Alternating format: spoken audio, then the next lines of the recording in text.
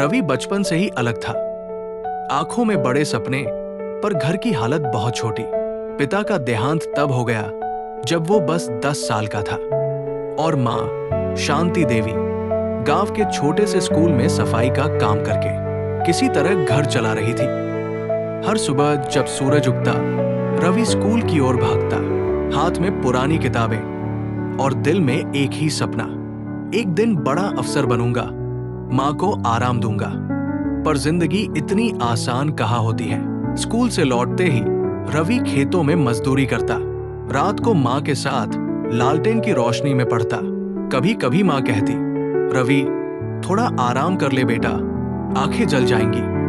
और रवि हंसकर कह देता, माँ आंखें नहीं जलेंगी, इनसे तो मेरा सपना चमकेगा। संघर्ष का रास्ता।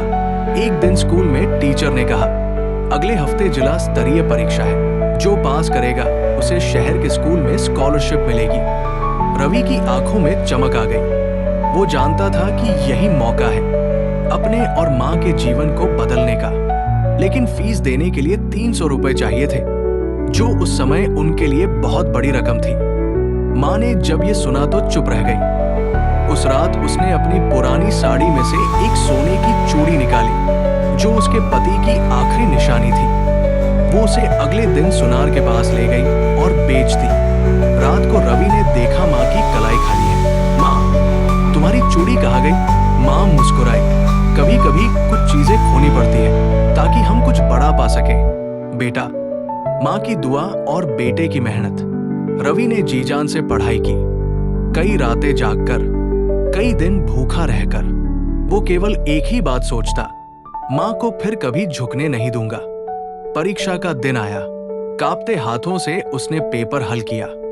माँ बाहर स्कूल के फाटक पर बैठी रही पूरे 3 घंटे तक, बिना कुछ खाए। कुछ हफ्तों बाद नतीजे आए। रवि ने पूरे जिले में पहला स्थान प्राप्त किया। स्कॉलरशिप मिली, शहर के स्कूल में दाखिला हुआ। माँ ने पहली बार किसी को गले लगाकर कहा, देखा बेटा, मेहनत का स्वाद मीठा होता है। नया शहर, नई चुनौतियां। शहर आना आसान नहीं था। रवि को नए माहौल में ढलना पड़ा। कभी मजाक बना, कभी गांव वाला कहकर चिढ़ाया गया, पर हर बार माँ की आवाज कानों में गूंजती, हार मत मानना बेटा, तेरा सपना मेरा सपना है। वो पढ़ाई में और मेहनती होता गया।